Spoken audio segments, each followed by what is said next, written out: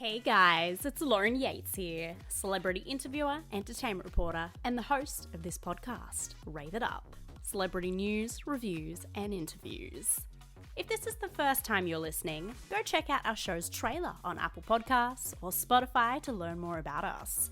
And make sure to follow us on social media to tell us what else you would like to hear from this podcast. We are under Rave It Up TV on Instagram, Rave It Up Show on Facebook, and our website is raveituptv.com. Now today, we have a chat to DJ Deorro, who's just teamed up with Latin group Gente De Zona with their new song, Se Vuelve Loca. And we have a chat to him all about it. And then we go back to the beginning and have a talk about starting DJing at the young age of 14 and how he has achieved everything he has today. There's so much to cover, so let's get into it now. Before we get into today's interview, we would like to give a shout out to our Patreons, Irene, Bev, and Michael.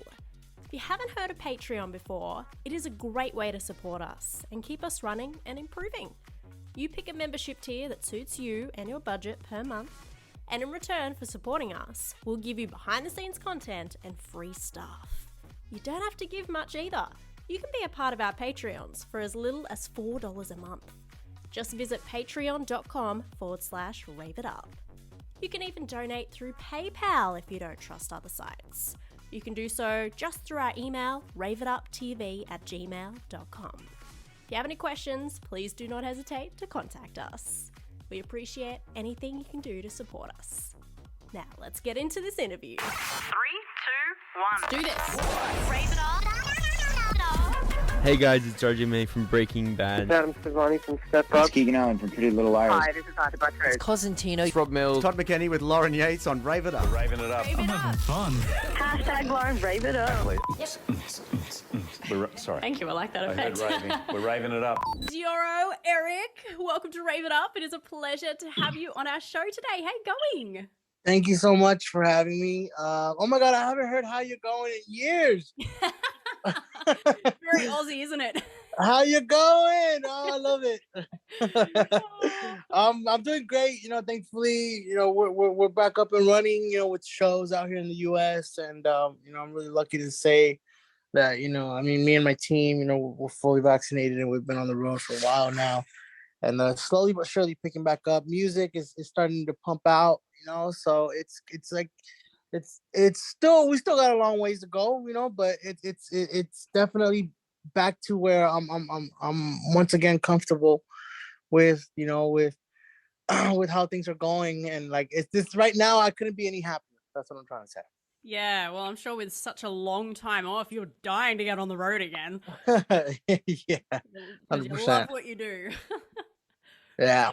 I gotta say, Eric, it's such an honor because I love EDM and pop, and I've actually listened to your songs for many years now. And I remember when I was shuffling through Spotify one day when I was at the gym, several of your songs came up. I was like, who is this guy? And then you're on my great gym music now, which is fantastic. That's amazing. That's awesome. That's awesome. But even with doing my research on you, I'm like, I knew we'd get along straight away because did you know we both have the exact same birthday? How crazy is that? No way. Happy late 30th of birthday. August, babies. Woo! That's amazing. I know, Wow. what a small world. I was like, oh, okay, good. We're both Virgos. I never get. I don't. It's so rare that I meet someone with my birthday. No one ever shares the same birthday. Me either, actually. I always I meet heaps of people on the 29th, but not the 30th.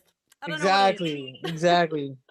I know Michael Jackson was on the 29th, so Yeah, I but don't- exactly. I Michael thought Jackson, that's you're pretty right. cool to know. Cool fact. Yeah. Well, congratulations on your new song with Gente De Zona, Se Vuelve Loca. How did you guys all connect, and meet originally for this track? Did you guys already know each other beforehand? So we've our management was already in touch, and they've been fans, and I've been a fan of their music. So it's definitely something that, like, whenever we had the opportunity to go ahead and execute it, to go ahead and make it happen. We hadn't met in person just yet. We only met for the first time in the studio. And the session went by. So it was one of those sessions where you walk in, you introduce each other, and boom, the wheels start turning, like crazy. Those guys are incredibly talented, and they they're definitely very passionate about what they do. They have an incredible method, and it works so effectively. And we walked out of that session with a new song, and it was only a matter of hours too. It wasn't like, there was no moments where we were kind of stuck. Those guys are machines, man. It's insane. Oh yeah, definitely. With how many songs they're just churning out, it seems like a machine. Yeah, 100%. Oh, and very talented. They're another group just like you that, I've listened to their songs for many, many years. Because surprisingly, a quick fact about me, on the side of all this, I'm actually a Latin dancer and teacher as well. So obviously, Gente De Zona, like, I've been listening to for years.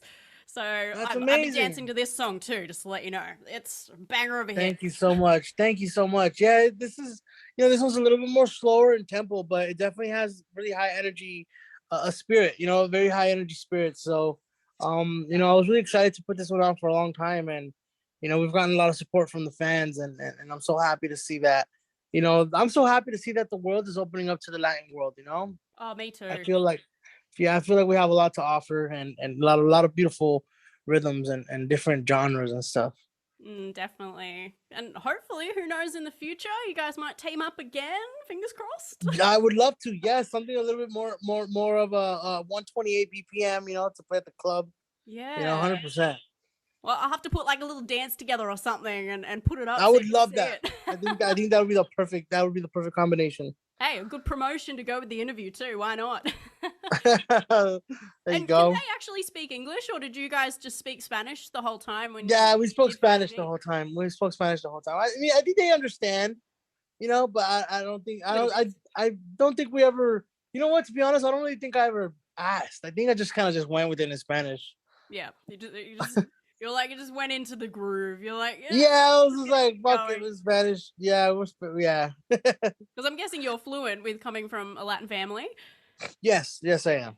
100%. Oh, that's really cool. I gotta say, there's been actually, I feel like, a couple of songs out there with that exact same title. Where did the inspiration for this come from for you guys? So they came up with the lyrics and all of that. So one thing about me is I never really pay attention to lyrics. I care more about melodies. So it's like, I heard the song. To be honest, I heard the lyrics for the first time right before it released, and I was like, oh, it's about a girl. You've had the relationship just with the music, and then you're like, oh, yes, exactly. For me, I was like, it's catchy. That's all I care about, right? And then what? In the club, that's all we care about. Exactly. So like, they came up with the whole concept, and I thought it was dope. It was pretty clever, and I thought it was it was good for the clubs. People could relate to it. It was like one of those cool messages. It's some girl goes crazy. Yeah, you can relate if you know Spanish. Exactly, 100%. Just like you, everyone that doesn't know Spanish is just grooving to the beat and the melody. Yeah, exactly. So is that how the process worked? Did Alexander and Randy write all the lyrics first, and then you just did the music to go with it, or was it the music? So no, so I already had the beat. I just had the rhythm. Once we were in the studio, I had asked them, like, do you guys want more of a drop? And they said yes. So I made 5 drops on the spot. And then I had them choose their favorite, and then the one you hear now was the one that we went with. I not that I've heard the other ones, but definitely the best one. No, the other ones I turned into other songs. Like it's crazy because, like, for example, the song Rumba that I released prior to this song, that drop in that song was a drop that I made for this song.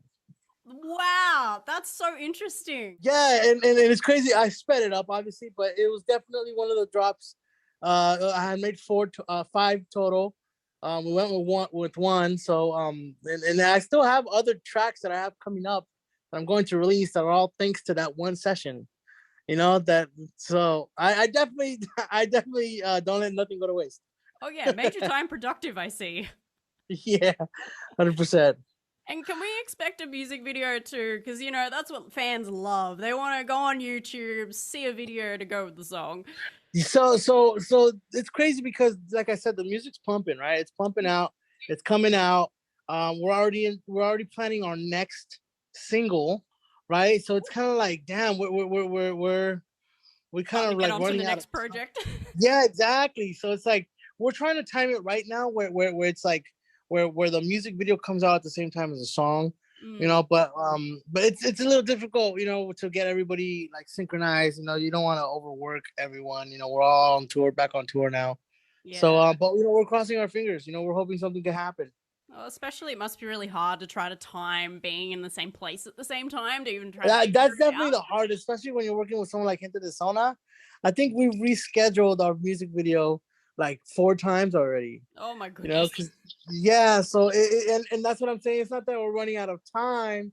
It's just that like we're starting to cut into the next project already. So it's heartbreaking, but it's like it's a good problem. It's like cool. We got more music coming. So Hey, busy is good after the whole breaks, you guys had. 100%. And speaking Yeah. of the breaks that you had and the whole craziness that's going around the world at the moment, it really did put a hold on touring and getting together as well in studios. Yes. It's something that you guys love to do. Like, I can see all of you are so passionate about it and love being creative. So as you said, you're dying to get back on the road and tour again. How were you coping, when you were, say, just stuck at home? How were you coping with that, especially mental health wise, and not being able to do what you love? I guess you could do a little bit of creating songs at home. But Yeah, so you know what? To be honest, there was a big part. The biggest thing I got out of a pandemic, right? Which was restarting, refreshing myself, resetting my brain. I didn't notice. I never knew how much stress I was undergoing on tour.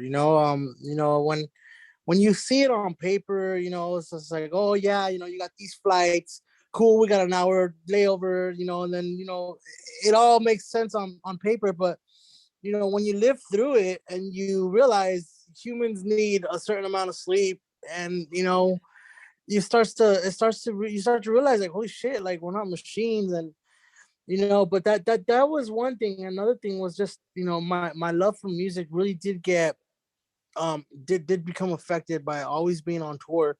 And like I stayed away from the studio for so long, and I thought it was okay because I was obviously on tour.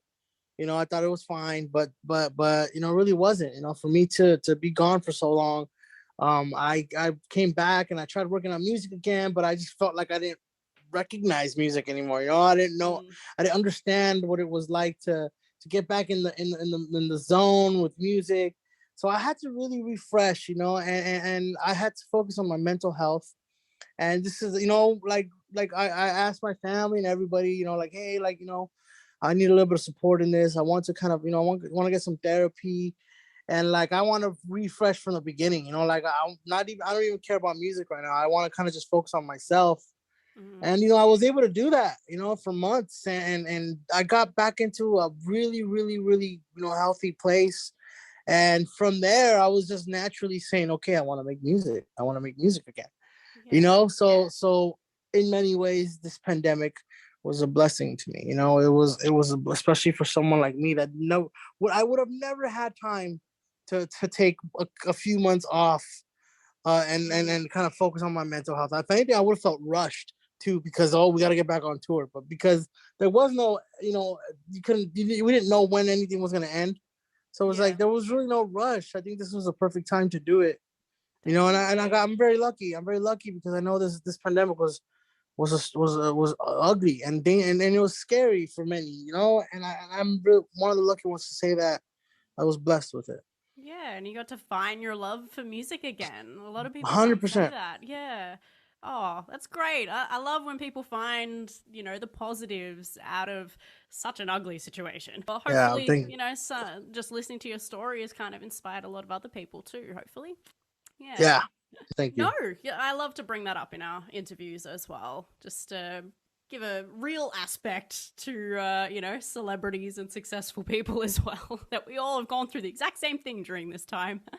Yeah. No, definitely. I mean, going from 200 shows to 0 is like is a big change. It's a big change.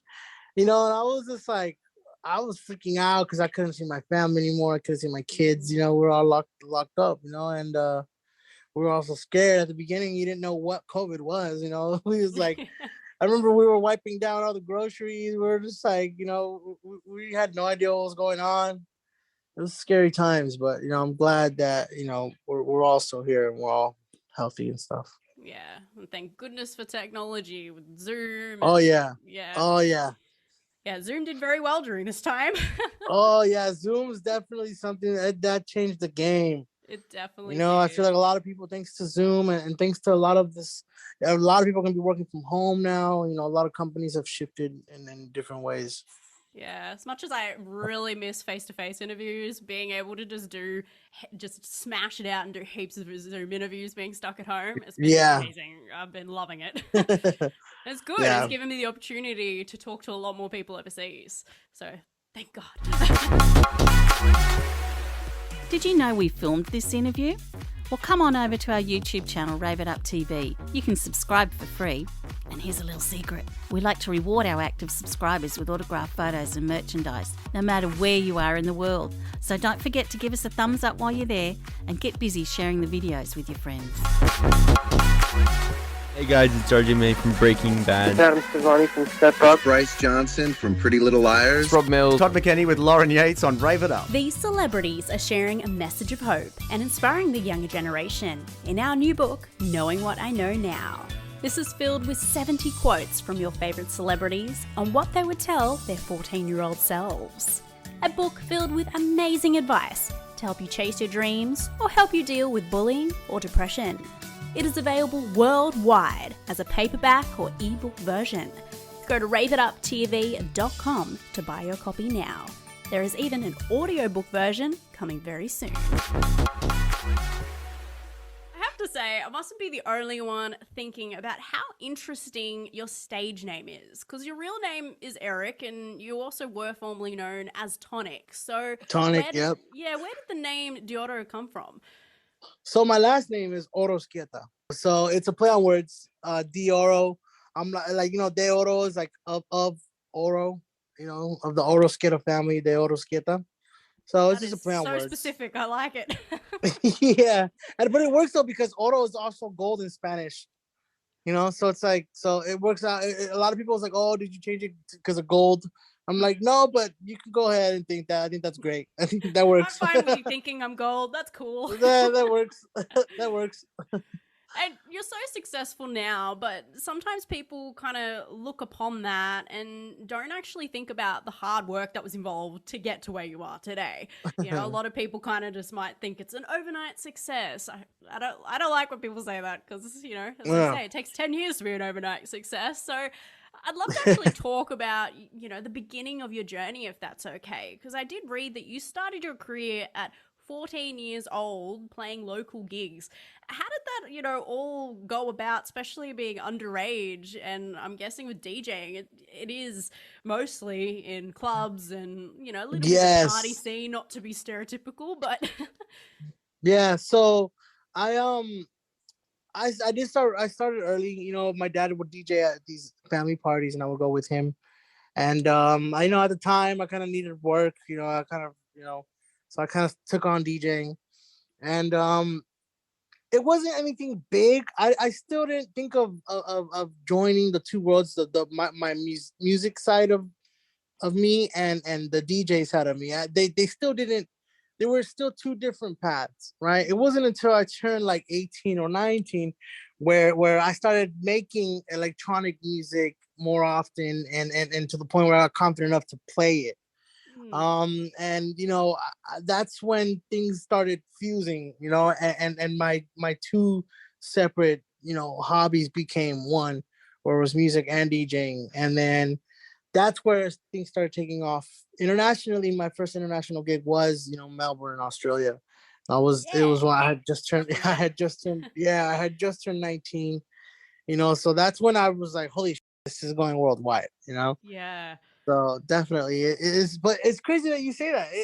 I didn't, you know, to think about it, it's crazy. It just feels like it was just yesterday, but no, it's been a long time, and you know, it's been a lot of work, a lot of sleepless nights that I've been, you know, investing into this, and I mean, it's all worth it. You know, it never seemed like work. It never felt like work. It was always just like, hey, like I want to keep doing this, That's and when nobody you know had to it's your tell me to do passion. it. Mm, Yeah, yeah. Well, I like bringing you down memory lane. thank you. It's really nice to hear. But with your dad being a DJ, though, it was kind of inevitable that you were going to get into that sort of thing as well. Yeah. So I was always an entertainer. I always wanted to I love entertaining, and when it came to like house parties, to make sure the whole family has a good time, play what it is that they want to hear. I got to really know I got to learn how to read a room, how to read the crowd early on. And I think that's definitely helped big time with my career because, I don't just play, similar set of my liking. I always pay attention to the crowd, and I always, I always try to figure them out. And I managed to early on. And I always try to, my goal is just to make sure everybody has a good time. That's all that matters. Well, that's what we're And, hoping from a DJ, right? Put a exactly, party exactly, on. exactly. Yeah. So it was around 17, 18, as you mentioned, that you even just started producing your own tracks. Exactly. Did you just learn from yourself and probably looking at YouTube videos or something like Yeah, that? Or yeah, was there some yes. sort of college you could go through? No, okay, so here's where the seed was planted. I was playing a house party, right? And I was playing Satisfaction by Benny Benassi. I love that right? song. And then someone came up to me. He was drunk. He had a drink in his hand, and he was just like, "Is this you?" And I was just like, "Yeah, I'm the DJ." He was just like, "Is this your beat?" I was just like, "No, I didn't make this beat." He was like, "Oh, okay, never mind." And he walked away. But he planted a seed, right? And I was just like, "Could this be me? Like could I make something like this?" Because I was doing more like band music, like reggae. Like there was no synthesis involved, no samples, no nothing like that. So I remember I would always go to this guitar center, and I went up to the dude at guitar center. I was like, "Hey, like where do you keep the guitars for techno?" I was just like, I didn't know anything about that world. So that's when I started producing. I was about like 16, 17 years old. That's when I started getting into more like club music, and yeah, but in 2 years, that's when I started becoming more confident playing it, and that's how I slowly became a electronic producer. Wow. So a lot of it is kind of self-taught. Yeah, definitely. At the time, there was no SoundCloud, there was no not really much you can find on YouTube. I was following Joaquim Garad on his podcast. He had posted some dope, dope in the making of his album, and I definitely learned a lot from him and Laid Back Luke at the time. So Much and I would respect just though for really just growing it from the ground up and teaching yourself. yeah, I got really lucky that I had that much curiosity. Mm. It was fun. It was fun from the get go, and it was cool to could try stuff out at house parties, and then kind of like I'd be nervous. I would play a song for 10 seconds, and then I'll change it really fast because it was my song. So were there any other careers that you wanted to pursue as well, or the plan B job as they like to call it? Well, music was my plan B. My plan A was to be a trauma surgeon. Interesting. That's very different. Yeah. So I would do a lot of this stuff, the home music production at the end of the night when I'd come home after volunteering at the hospital for hours, and I'd come home to kind of just relax. I wouldn't be tired. I'd still have this adrenaline, and I'd kind of use music as my outlet, and I treat it like my reward at the end of the day. Wow. So I think that's also why I've always had a great relationship with music, because I've always treated it like my reward. It was never like I never expected anything from it. It's not like, okay, I'm gonna do music, I expect to get paid one day. Like, nah, it was just kind of like, this is my pay, this is my check. This is my reward here. Yeah, I think that's why. I mean, to be honest, I feel like maybe that's why music took good care of me. Yeah, definitely. Wow. This is why I love asking this question. It really gives us an insight into how you started. There's no like one carved path to get there. Yeah. And it must have been really cool to team up with Gente De Zona, because they have collaborated with such huge Latin artists like Enrique and Pitbull, J-Lo. Yeah.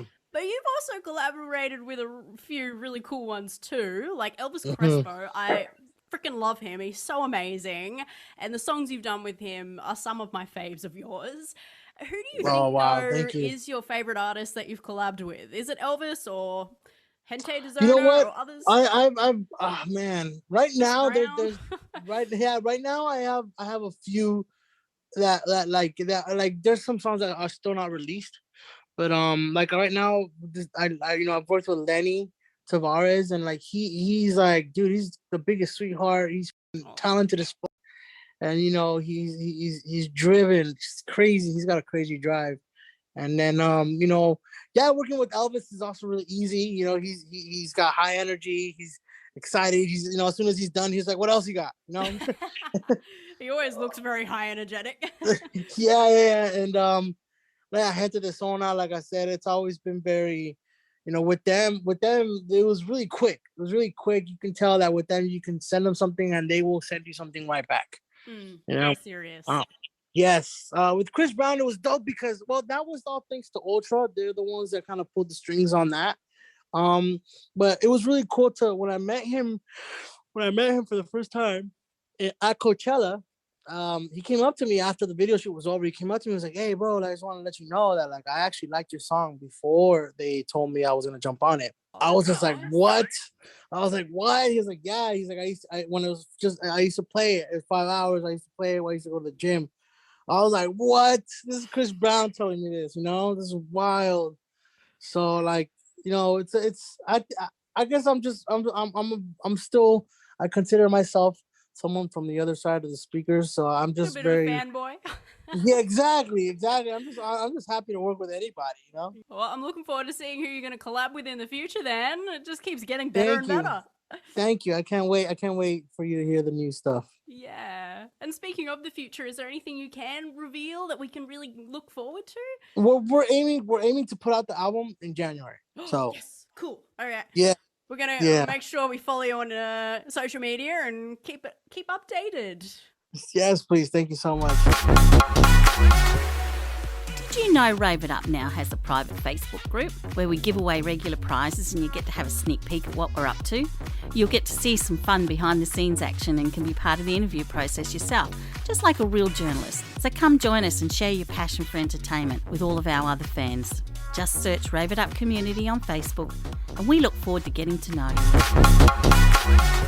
Looking for news that is fair and unbiased? Visit our friends over at Our Shout Media. For all the latest news from Australia and around the world, as well as their own weekly podcast, Our Shout Media delivers news that you can trust. Check them out at ourshoutmedia.wordpress.com. Our Shout Media, news delivered the Australian way on us. Do you love the world of entertainment? And do you love writing?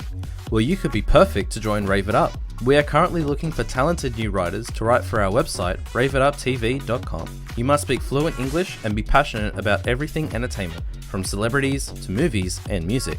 If you're interested, please email us at info@raveituptv.com. We are going to play a game really soon. If you would like to play a game with me, it's really fun. Let's do it. But before we do, I just wanted to know, do you have any advice for our audience who might want to follow their dreams of becoming a DJ or Latin artist? So for me, I've always had two thoughts, right, when I go into the studio, and then this is coming from a producer side of things, right? Like if anybody wants to be a producer, because it is being a producer that really led me to the big stages, right? Like, it wasn't really being a DJ that led me to like Electric Daisy Carnival. It was more being a producer, So when it comes to getting into the studio, there are two things that I always have in mind, right? Number one, because I'm normal, right? I'm a normal human being, and I'm from the other side of the speakers, right? I was once in the crowd. I remember what it feels like. So I always tell myself, okay, when it comes to making a song, okay, if I was on that side still, like, what would I like to hear, right? What would I like to hear? And number two is what hasn't been done yet. Those are the two things that I always have in mind. And I feel like with those two right there alone, it's a perfect recipe for something special. For something special, and just do it for the love of it, for the love of it. Don't expect anything from it. I feel like when you treat music like a reward, it really does, it takes care of you. If you treat it You like know, a so- job, it will feel like a job. Exactly. Yeah. Exactly. Oh, I just love how down to earth you are. It's so refreshing. Thank you. You're Thank you. welcome. Well, I thought it would be a really great time to play our legendary game called the 2-Minute Hot Seat. It's a great way for our fans to Oh. get to know you better. Yeah, you're like, ooh, I'm intrigued. All right, let's do it. And there is a bit of a competitive element to it. So what will happen is I'll ask you various questions and you just have to pick your preference. So it's like dogs or cats, singing or dancing. And you have to answer as many questions in 2 minutes as possible. And then when we finish, we'll see where you sit on the leaderboard up against everyone else that's played the game on the show. All right. Sounds good. Woo, competitive element. I love it. And I hope to get Gente De Zona on the show maybe one day. So let's set the bar nice and high for them, right? All right. Sounds good. All right. So the top of the leaderboard for Zoom interviews is 55 questions in 2 minutes. Okay. All right. Yeah. So let's try to beat that. All right. Let's do it. Let me get my stopwatch out. All right. 3, 2, 1. Facebook or Instagram? Instagram. iPhone or Samsung? iPhone. Apple or Android? Apple. Rap or rock music? Rock. Rock or pop? Rock. Pop or country? Country. Beach or mountains? Mountains. Beach or pool? Beach. Sun or rain? Rain. Skiing or snowboarding? Snowboarding. Comedy or action? Comedy. Blondes or brunettes? Brunettes. Sweet or salty? Salty. Sunglasses or hat? Sunglasses. SUV or convertible? SUV. Mac or PC? Mac. PlayStation or Wii? PlayStation. Clean or messy? Messy. Singing or dancing? Singing. Dogs or cats? Dogs. Italian or Chinese food? Chinese. Summer or winter? Winter. Kim Kardashian or Scarlett Johansson? Johansson. Johnny Depp or Will Smith? Smith.